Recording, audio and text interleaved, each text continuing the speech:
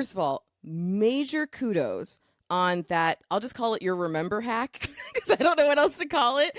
But in Mhm. order to feed it a whole bunch of information, like that was one of the reasons I shared it in a clubhouse room. People were talking about, I think, using it in filmmaking and they wanted their scripts in there, but I couldn't figure out how to get the whole script. They're like, I've got a video for you, and it was like, oh my god. So in order to, how did you even figure that out? Let's talk about like how you're learning chat gpt and how did you figure out that hack for getting all that bunch of information in all at once. You know, it's one of those things that I'm sure, Jemmy, you've gone through before, where you do something in your processes that you think is second nature, that you don't think much of, right? But what happens is you find out that other people had no idea and they are gravitating to it and wanting more of it, right? And that was what it was for Yes. me.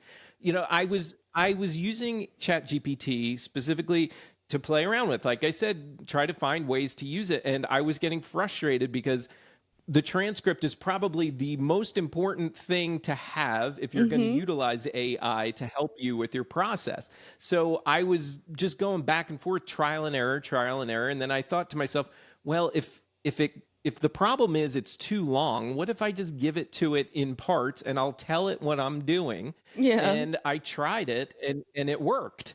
And then I noticed I was telling somebody else about it in the community, and they said, "Oh, wow, I never thought of that." Somebody else asked, "Oh, wow, I never thought of that." I'm like, "All right, I'm just going to put out some content about this."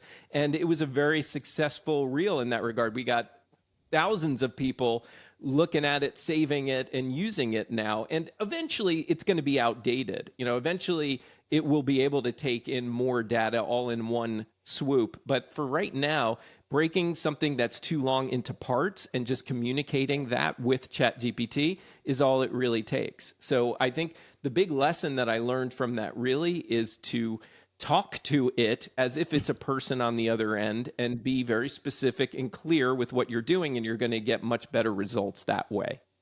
Kind of treat it like an assistant who's 10 years old. You need to get very Yeah. specific Yeah, you know, instructions too.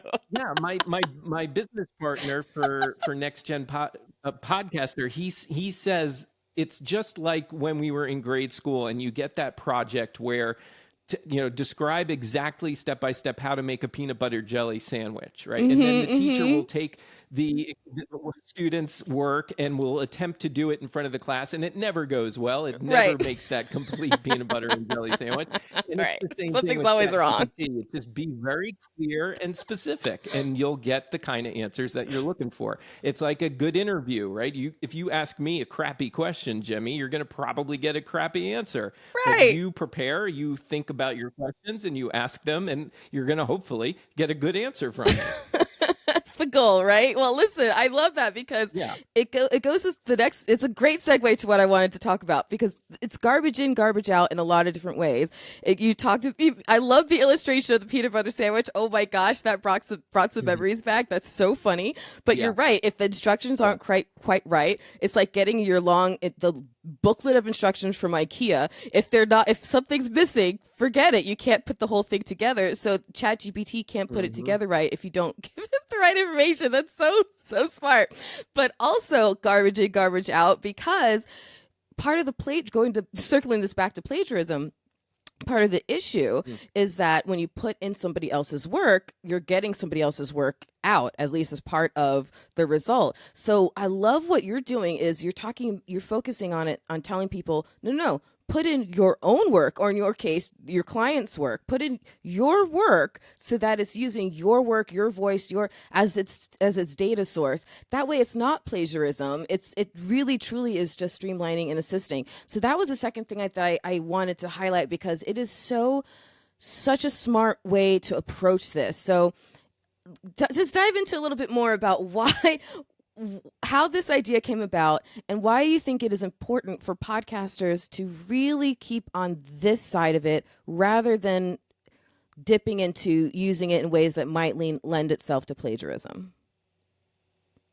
Well, for one, if we solely rely on AI to spit out the content for us, write all the scripts and notes and all that, what we're ending up doing is training AI on AI generated content. Eventually, Mhm. it's going to be reading that content and then kind of vicious circle, right? We Right. want it to learn more of our own styles, and so that's my approach. Is first of all, for all the podcasters that have been doing it, even for any period of time, you already have content that you can actually train ChatGPT to learn.